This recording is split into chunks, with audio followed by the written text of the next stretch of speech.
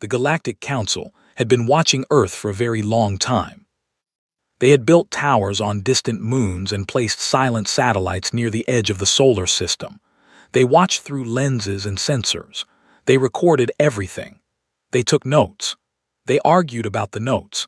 And after hundreds of years of watching, they came to one simple conclusion about the small blue planet and the creatures that lived on it.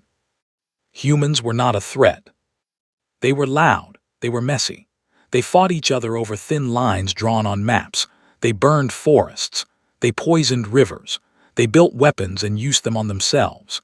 They went to war over religion, over land, over words spoken badly at the wrong time. They were, in the opinion of most council species, the most chaotic and self-destructive form of intelligent life ever recorded in the galaxy. And yet, they never actually destroyed themselves. That was the strange part. Every time it looked like they had finally gone too far, every time a war got big enough, every time a disease spread wide enough, every time the planet itself seemed to be pushing back, the humans held on. They adapted. They rebuilt. They had a word for it. Resilience. The council translators had looked it up. It meant the ability to recover from bad things. For humans, it seemed to be less of a word and more of a lifestyle. Still, the council did not take them seriously. Not really. When Earth finally sent its first faster-than-light ship into deep space, the council chamber received the signal like one might receive news that a dog had learned to open a door. Mildly interesting. Not important. The ship was called the Odyssey. It was built over 30 years in secret by a coalition of 12 nations. It carried 6 crew members, 2 years of food, a library of Earth's art and music, and a message of peace written in 43 languages. It crossed into council-monitored space broadcasting that message on repeat. The council listened politely. Then they classified Earth as a Tier 0 primitive species, the lowest possible rank, and moved on to other business. But one being in that chamber did not move on so quickly. Councillor Vrock of the Dominari Empire sat in his high seat and looked at the star charts on the display in front of him.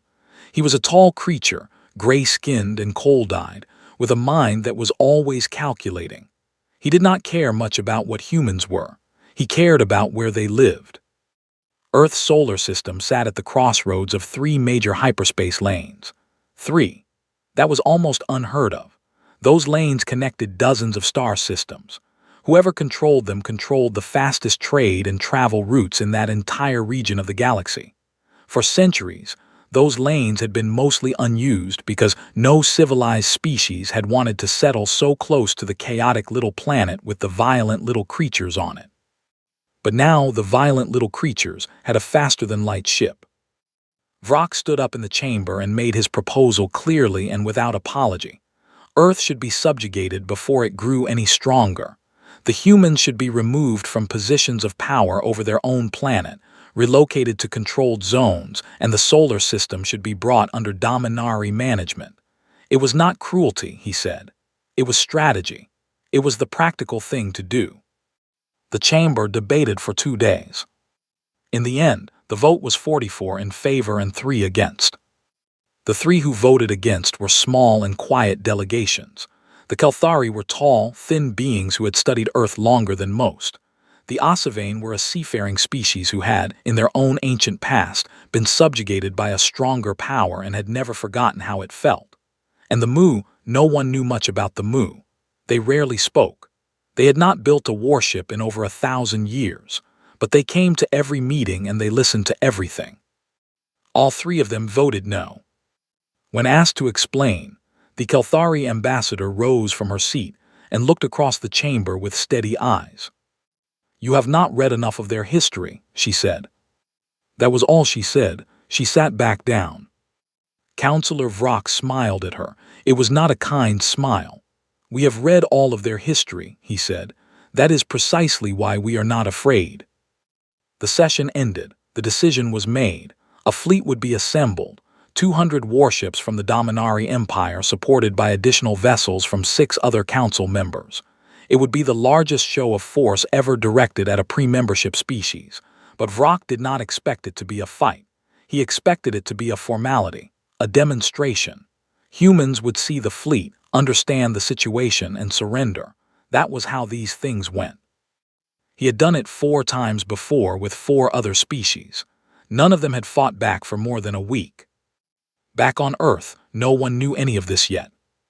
Life went on the way it always did. Cities hummed with noise and movement. Children went to school. Farmers worked their fields. Scientists stayed up late in their laboratories. Soldiers trained on dusty bases. Sailors crossed dark oceans. Old people sat on porches and watched the sun go down. The Odyssey had returned home 6 months earlier. Its crew had been celebrated, interviewed, studied. They had brought back data about deep space that would take decades to fully understand. They had brought back something else too, the unmistakable feeling that the galaxy was not empty and that something out there had noticed Earth. Certain people in certain governments had taken that feeling very seriously. In a mountain facility in northern Canada, a woman named General Yara Osai sat at a long table with 30 other people and looked at satellite data that had been classified at the highest level for 9 years. Yara was a calm woman. She had short gray hair and dark, careful eyes. She had spent her career thinking about problems that most people did not know existed. The data on the table showed movement, deep space movement, ships, organized, coordinated, and heading in one direction. Toward Earth. How long? She asked the analyst sitting to her left. At their current speed, the analyst said, approximately 4 months. Yara looked at the data for a long moment. Then she looked up at the room. Then we have 4 months, she said. Let's not waste them. She stood up, buttoned her jacket, and walked to the door. Before she left, she paused and looked back at the table full of people. Tell the construction teams to speed up, she said, and tell them to stop hiding the ships behind the moon one at a time. There's no point pretending anymore. We need all of them ready. Nobody asked how many ships there were. Everyone in that room already knew. The number was not something that was ever written down in any document that could be found easily. It was a number that had been built slowly and quietly over 3 decades of black budget programs, late-night assembly lines, and engineers who had signed papers agreeing never to speak about their work. It was a very large number. Outside the facility, the sky was dark and full of stars. Yara stood for a moment and looked up at them. She had looked up at that sky her whole life. She had always found it beautiful. She still did. But now, for the first time, she also found it useful. Something was coming, something that thought the planet below her was easy. She almost smiled. They had no idea what was waiting for them. The Dominari fleet dropped out of hyperspace just past Jupiter, and for a moment, space itself seemed to go quiet. 200 warships appeared in a long, curved formation that stretched across thousands of kilometers. Each ship was dark gray and angular, built for intimidation as much as for war. Their hulls were thick with weapons and armor. Their engines burned a deep violet color that lit up the surrounding space like a slow, cold fire. It was the kind of sight that was designed to make something feel small. It was designed to make something feel afraid. From Earth, the fleet showed up on every sensor and radar system within seconds. Alarms went off in military bases on 6 continents. Phones rang in government buildings. People were pulled out of beds and meetings and meals and rushed into secure rooms underground.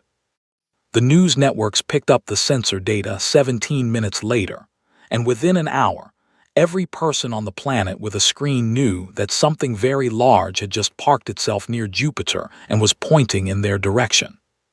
There was panic in some places. There always is. But in the places that mattered most, there was something different. There was a strange, focused stillness, like the stillness of a person who has spent years training for something and is now, finally, watching it arrive. Admiral Sekvaro stood on the bridge of his flagship, the Eternal Dominion, and looked at the image of Earth on his forward display. It was a small planet, blue and green and covered in clouds. It looked soft from this distance, almost gentle. He had been given very clear orders. He was to transmit the surrender demand, give the humans time to respond, and then, if they refused, he was to advance and begin the subjugation. It was expected to be simple. It was expected to be fast. Counselor Vrock had told him personally that he did not expect the operation to last more than 2 weeks from start to finish. Sekvaros had done this kind of work before. He was good at it. He was patient and precise, and he did not enjoy unnecessary violence. He preferred when species simply looked at his fleet and understood the situation without needing a demonstration. It saved time. It saved resources, and it kept his record clean. He nodded to his communications officer, who opened the channel. The broadcast went out across every frequency that human technology could receive. It was translated into 12 of Earth's most widely spoken languages by the fleet's translation systems. The message was long and detailed, 12 full minutes of transmission, and it covered every point carefully. It said that Earth had been assessed by the Galactic Council and found to be an unqualified species for independent governance of a strategically important region of space.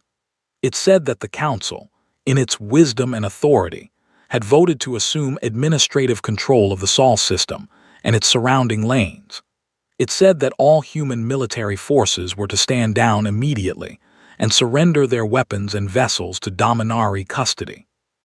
It said that the human population would be relocated over a period of years to 3 designated continental zones, where they would be provided for and kept safe under Council supervision.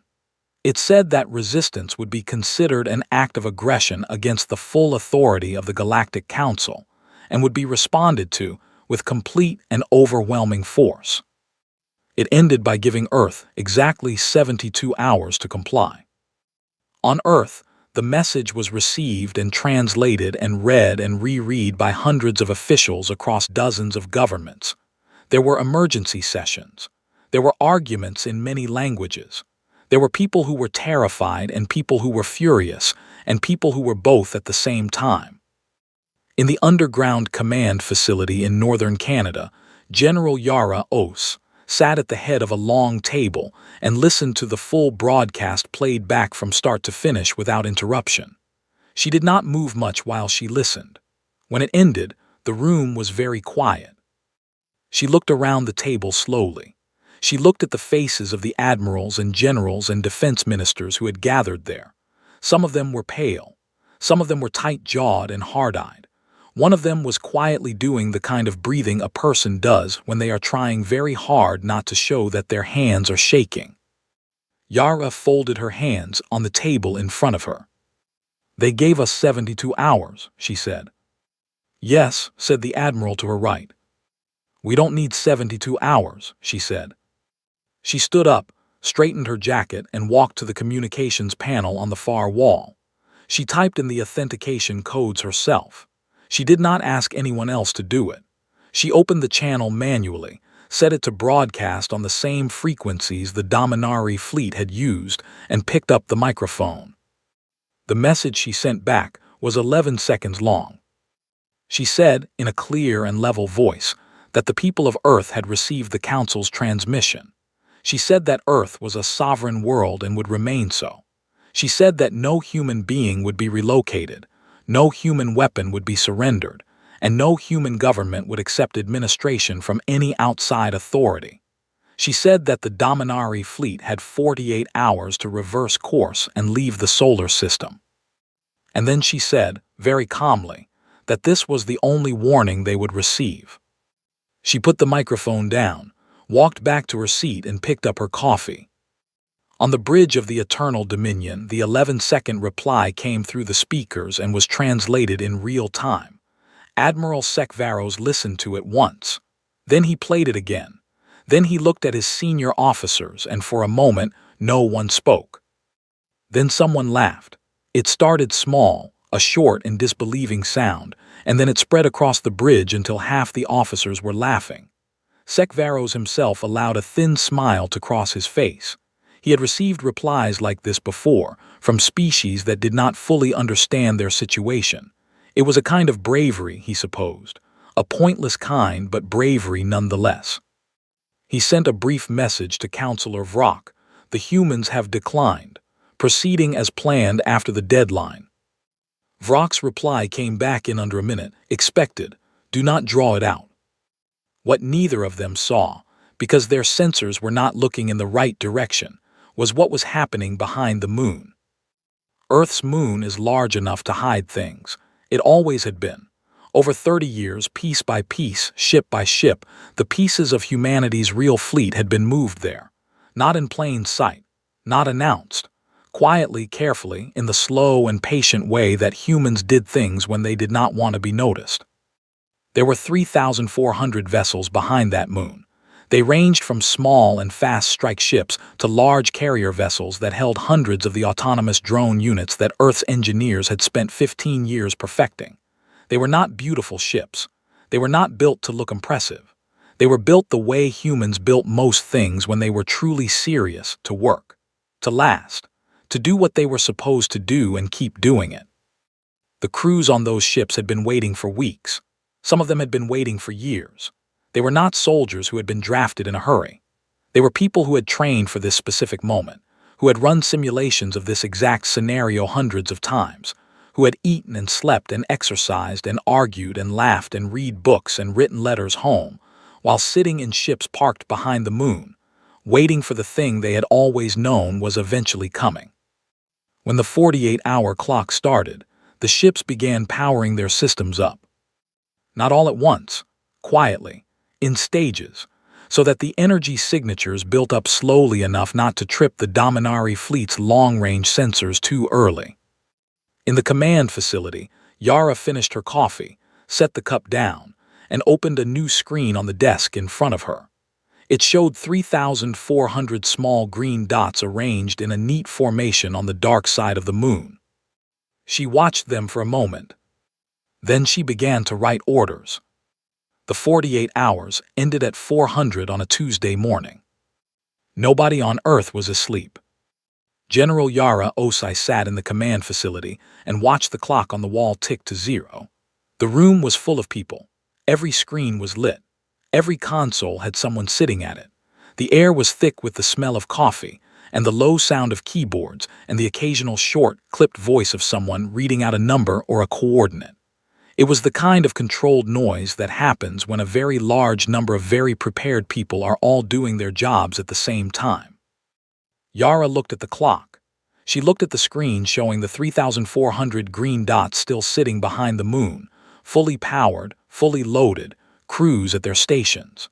She looked at the screen showing the Dominari fleet near Jupiter, sitting in the same curved formation it had been in for 2 days, unhurried, unbothered, still clearly expecting a second message from Earth that would begin the process of surrender. She picked up the command line and spoke 2 words. Begin engagement. Behind the moon, 3,400 ships moved at once.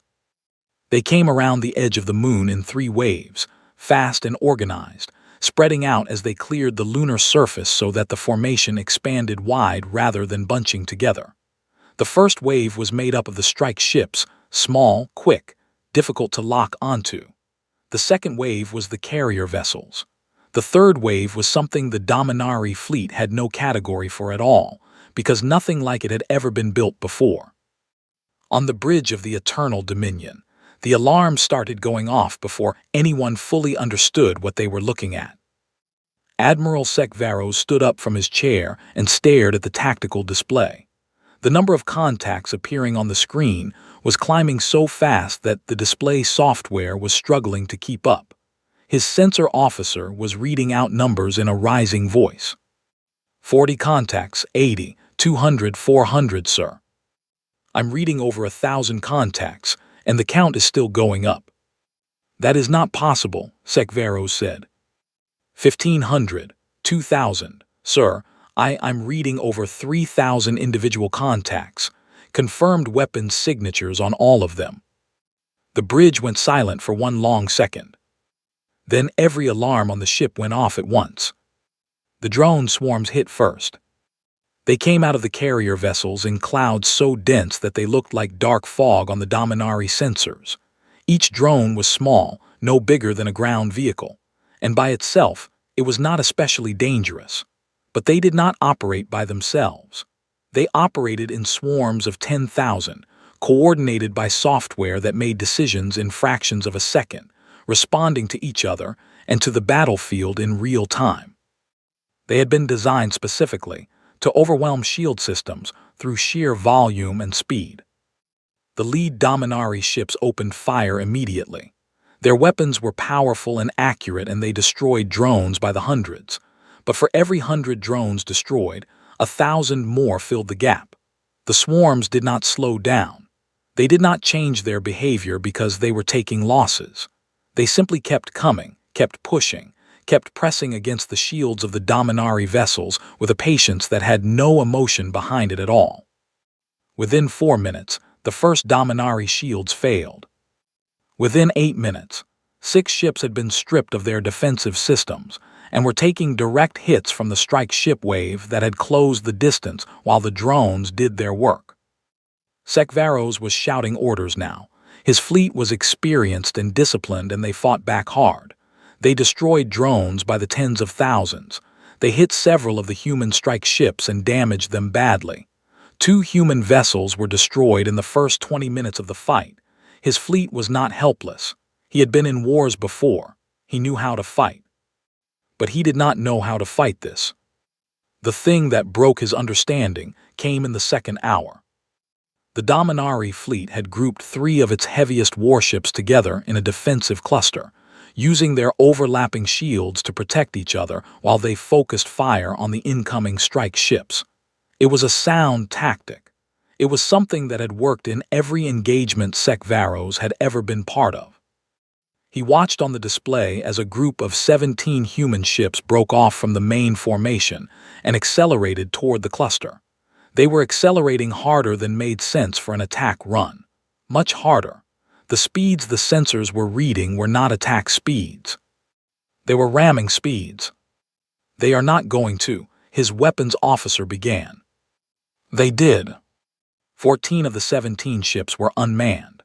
They had been built specifically for this. They had been loaded with dense metal cores and accelerated to a significant fraction of the speed of light, and when they hit the Dominari defensive cluster, the result was not an explosion in the way that word is usually understood. It was a collision of so much mass moving so fast that the physics of it were almost indescribable. 2 of the 3 heavy warships were destroyed completely. The third was knocked out of the formation and left spinning in dark. On the Dominari fleet's communication channels, the voices of the officers changed. The professional calm broke. In its place was something that Sekvaros had not heard in many years of command. Fear. But the physical battle was only part of what was happening to his fleet. Somewhere in the middle of the second hour, every Dominari communication channel was compromised. Not jammed, compromised. The channels still worked. They could still talk to each other, but running beneath their own communications, quiet at first and then growing louder and impossible to ignore, was something being broadcast directly into their systems. It was information. Specifically, it was the history of Earth. Not summaries, not highlights.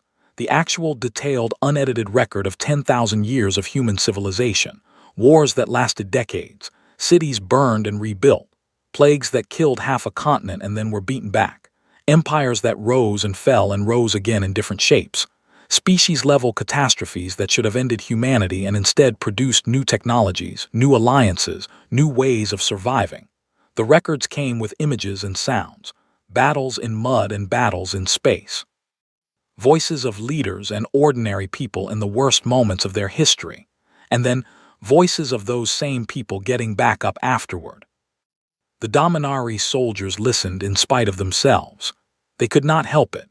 It was everywhere on their systems, and it was impossible to ignore. And as the battle raged around them, the understanding began to settle in, a cold and deeply uncomfortable understanding about what kind of creature they had decided to subjugate. These were not people who had been pushed into a corner and were now desperately throwing everything they had.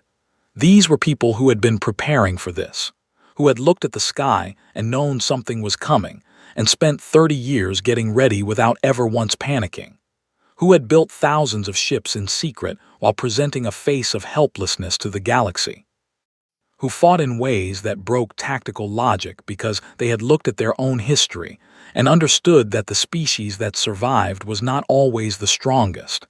It was the one that refused, absolutely and completely, to stop. By hour 11, 67 Dominari warships had been destroyed. 40 more were crippled and drifting. The rest were in full retreat back toward the hyperspace entry point near Jupiter. Sekvaros stood on the bridge of the Eternal Dominion, which was still functional but badly damaged, and looked at what remained of his fleet on the display. He had entered this system with 200 warships and the quiet certainty of a man who had never truly lost a battle. He sent a message to Counselor Vrock. It was short. There was not much that needed to be said. "We are withdrawing. Do not send more ships. I will explain when I return." He paused before sending it and added one more line. "Read their history, all of it, start from the beginning." Then he closed the channel, sat down in his command chair, and did not speak again for a very long time. Behind the retreating fleet, Earth ships held their formation. They did not pursue. They did not need to. The strike ships circled back. The drone clouds condensed and returned to their carriers. The unmanned ramming vessels were gone, their job done. In the command facility, the room was very quiet. On the main screen, the Dominari fleet was shrinking toward Jupiter, growing smaller and faster as it ran for the hyperspace lane. General Yara Osai watched it go. She did not cheer. She did not smile.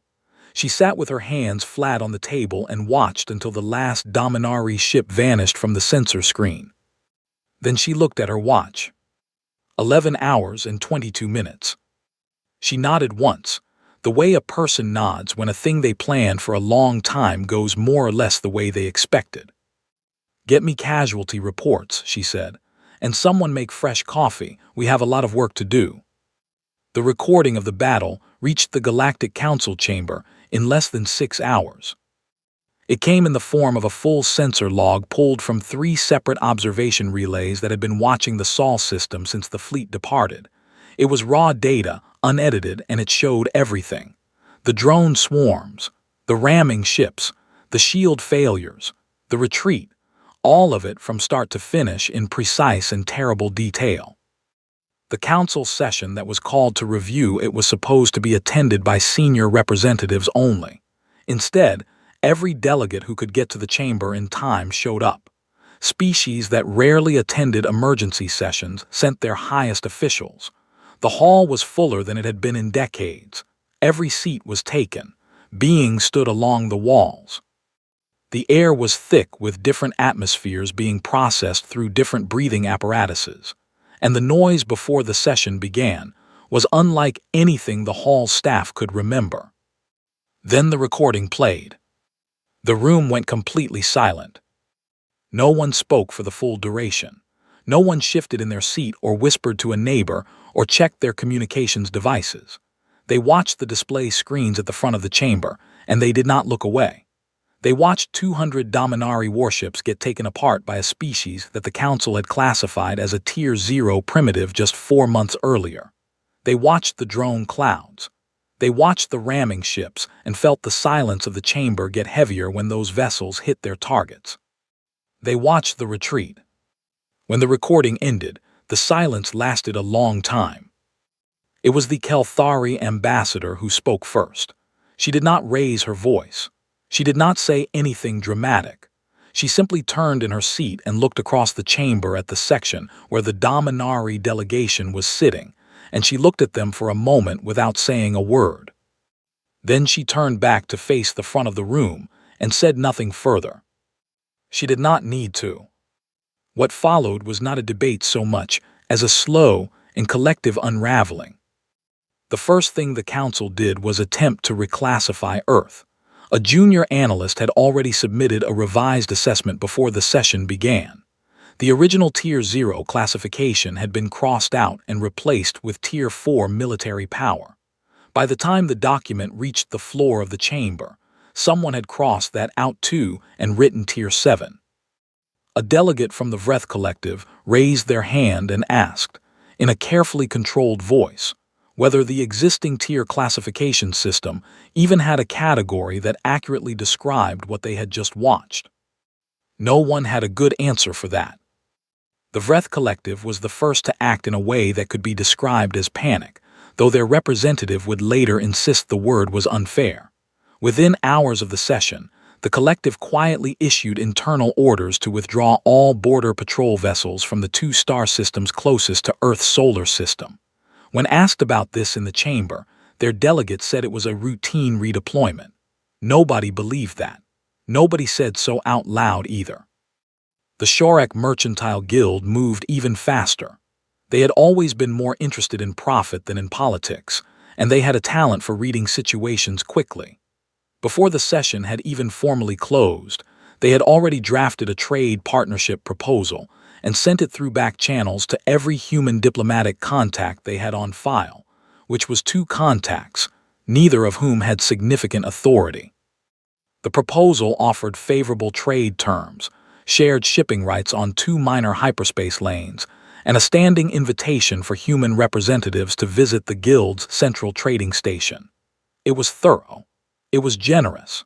It was the kind of offer that the Sharak had never made to any species that they did not believe was capable of doing them serious harm. Nobody at the council chamber missed the significance of that. Other delegations began having quiet conversations in the corridors outside the main hall. Small groups gathered near doorways and spoke in low voices about defense arrangements, about border agreements, about which species were geographically close to the Sol system and might want to consider the implications of that. Several delegations sent encrypted messages home recommending immediate military reviews. A few recommended more than that. Inside the chamber, the situation with Councillor Vrock deteriorated quickly. Vrock had not spoken since the recording ended. He sat in his high seat and looked at the display screen at the front of the room, which had gone back to showing the standard council information feed, and he said nothing while the chamber fell apart around him. He was a smart being. He had understood within the first 10 minutes of watching the battle recording exactly how badly he had misjudged the situation. He had understood it the way you understand something when you are watching it happen in front of you, and there is no version of events in which you are not responsible. But understanding it privately and surviving it publicly were 2 different things. The leaked communications came out before the second day of sessions was finished. Someone in the Dominari information system, no one ever found out who, released a full archive of the internal messages surrounding the decision to subjugate Earth. They showed every step of the planning. They showed the dismissal of the 3 warning votes. They showed the messages Vrock had exchanged with his senior military advisors in which Earth's military potential was discussed and consistently minimized. They showed the message he had sent to Admiral Sekvaros on the day of the fleet's departure, in which he had said, with complete confidence, that he expected the operation to be finished before most of the galaxy even heard about it. The archive was distributed across the Galactic communication network and viewed by billions of beings before the end of the week. Vrock's political career did not decline after that. It ended. He resigned from his council seat on the 3rd day before anyone formally asked him to. He was replaced by a younger Dominari official who gave a careful speech about the Empire's commitment to reviewing its foreign engagement policies and said the word accountability several times. Nobody found the speech especially convincing, but it was the beginning of a process, and processes take time. In a quiet corner of the chamber on the afternoon of the 3rd day, the Mu delegation did something they had not done in living memory. They issued a public statement to the Galactic Communication Network. The statement was short. It was 4 sentences long. It said that the Mu had voted against the subjugation proposal. It said that the reason for that vote had been their long study of human history and human behavior. It said that the council had been warned. And it ended with 2 words that became, within days, the most widely repeated phrase in the galaxy. We tried. The statement was shared so many times on so many networks that it became a kind of cultural moment for dozens of species simultaneously. Artists made images of it. Comedians referenced it. Political commentators used it in essays about council overreach and the dangers of dismissing small voices in large rooms. The Mu, who had never sought attention, found themselves receiving more messages from other species than they had in the previous 100 years combined. Most of the messages were some version of admiration. A few were apologies. Meanwhile, an unremarkable human diplomatic vessel departed Earth on a heading toward the Council's central station.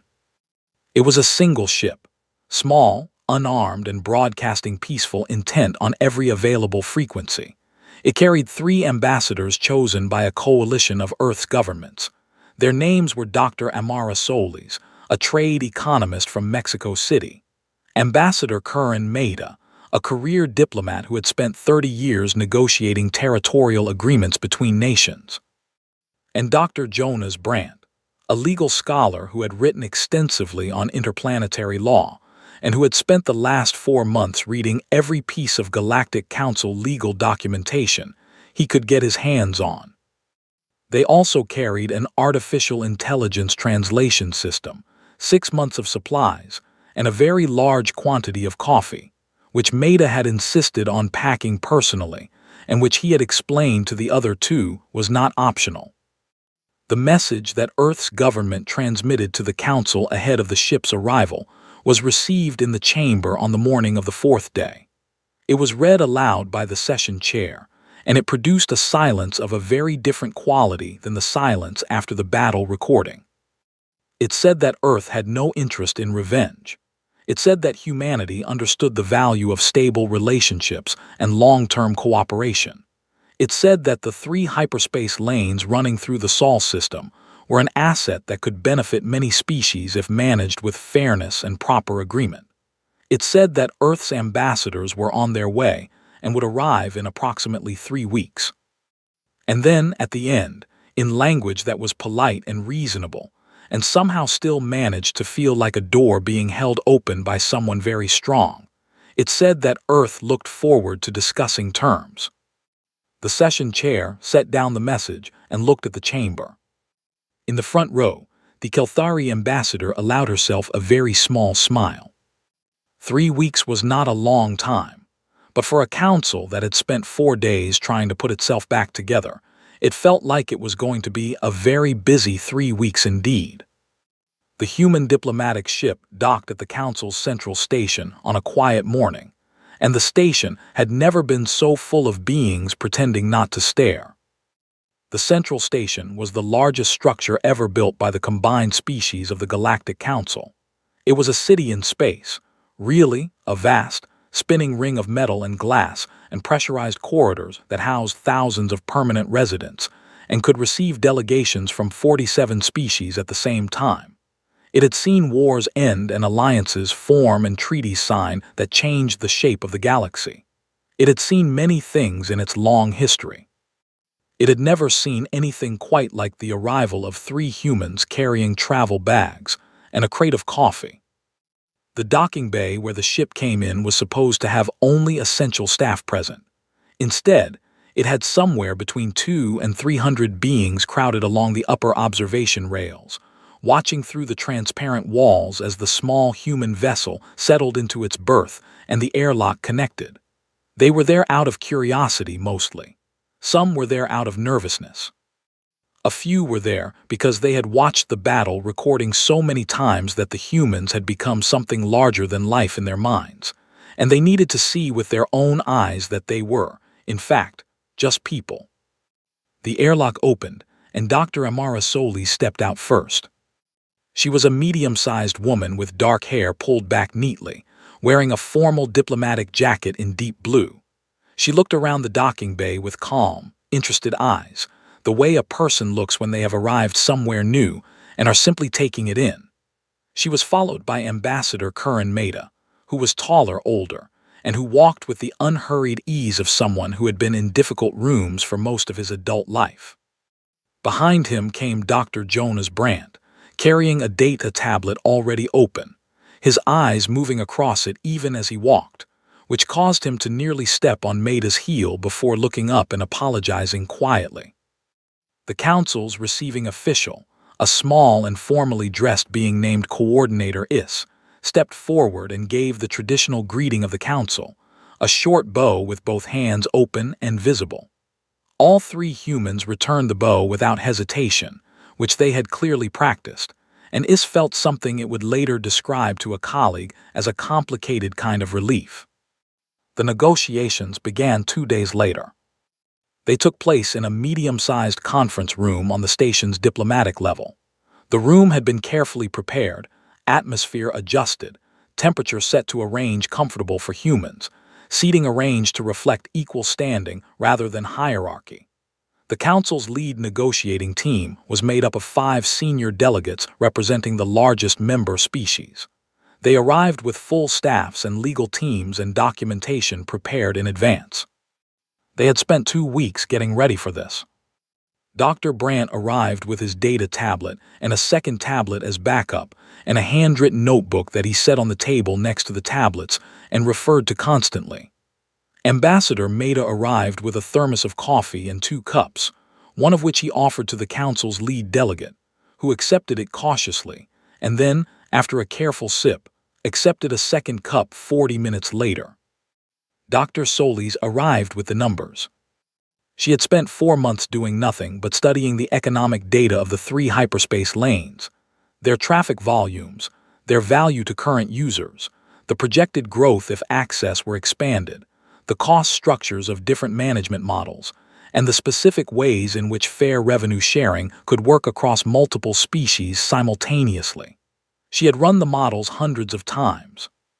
She knew the numbers better than anyone in that room, better probably than anyone in the station, and within the first hour of the negotiations, it became clear to the council's team that the quiet woman with the neat hair was the most prepared person at the table by a considerable distance. The negotiations lasted 6 weeks. They were not easy. There were long days and late nights and several moments when the discussion stalled and everyone went back to their quarters and did not speak to each other for 24 hours. There were points of genuine disagreement about jurisdiction and enforcement and revenue percentages that required compromise from both sides. There were moments when Brandt's legal knowledge of council protocols was the only thing that broke a deadlock, because he would open his data tablet and cite a specific clause in a specific council document, and the other side's legal team would check it and find that he was exactly right every time. But the negotiations did not fall apart. They moved forward, slowly and then faster, because both sides had something real to gain, and because the 3 humans at the table were, without any drama or performance, simply very good at this. In the end, Earth walked away with everything that mattered. Full membership in the Galactic Council was granted without conditions. The vote was 41 in favor, 3 abstentions, and 3 votes of enthusiastic support from the Kalthari, the Osavane, and the Mu, whose representatives had attended every session of the negotiations as observers and said very little but watched everything. Earth was given a permanent seat in the primary chamber, not an observer seat, not a provisional seat, but a full voting seat with equal standing to species that had been members for thousands of years. Joint stewardship of the 3 hyperspace lanes was established under a new framework that Solis had largely written herself. Earth would manage day-to-day operations and receive 40% of the toll revenue. The remaining 60% would be distributed among the council members whose shipping traffic used the lanes most heavily. It was a structure that gave Earth genuine economic power without cutting anyone else out entirely, which was precisely why it passed with more support than anyone had expected. The formal apology from the Dominari Empire was the part that took longest to arrange, because it had never been done before in council history, and nobody was entirely sure what the correct procedure was. Brandt found a precedent in a 700-year-old council document that had never been used. He flagged it, cited it, and submitted a formal legal motion based on it before anyone on the other side had finished reading it. The apology was issued in writing, read aloud in open session, and entered permanently into the council's official record. It cited 34 specific violations of pre-contact engagement protocols, each one documented and verified. Vrock was not present for any of it. He was home. On the last day of the negotiations, after the final documents were signed and the formal session closed, Ambassador Maida stayed behind in the conference room while the others went to the reception that had been arranged. He poured the last of the coffee from his thermos into his cup and sat at the empty table and looked at the walls for a while. Coordinator Is came in to check that the room was ready for the cleaning staff and found him there. It hesitated at the door. "You can come in," Maida said. Is stepped inside carefully. "Is something wrong, Ambassador?" Maida thought about that. "No," he said, "I was just thinking." "About what?" "About the fact that none of this had to happen," he said. "We could have been here from the beginning. We could have been members for years. We could have been partners." He looked at his cup. "They just had to ask." Is had no answer for that. After a moment it said, carefully, "I think many members of the council understand that now." Maida nodded. He finished his coffee, stood up, and picked up his jacket. Back on Earth, the celebrations were loud and long and genuine. Cities lit up at night. People gathered in squares and parks and watched the announcement broadcast on every screen. There were fireworks in some places, because humans had always used fire to mark the important moments, and this was one of the most important moments in their history. In the mountain facility in northern Canada, General Yara Osai did not watch the celebrations. She sat alone in her office with a star map on the screen in front of her. It showed the full shape of the known galaxy, the Council's territory at the center, charted and mapped and measured, and then beyond it, spreading outward in every direction, the parts that were not charted, the dark regions, the places where the Council's sensors did not reach and where no diplomatic vessel had ever returned from. The battle recordings had traveled far. Data moved fast in this galaxy. She knew that. She had always known it. Whatever was in those dark regions had seen what Earth could do. Maybe they were indifferent. Maybe they were cautious. Maybe they were drawing conclusions the same way the Council had drawn conclusions, and maybe some of them were drawing the same wrong ones. Or maybe something out there was not afraid of what it had seen. Maybe something out there found it interesting. Yara looked at the dark parts of the map for a long time. Then she opened a new file on her desk, labeled it with a date 6 months in the future, and began to write. Humanity had won one fight. The galaxy was old and large and full of things that had not yet introduced themselves. She intended to be ready.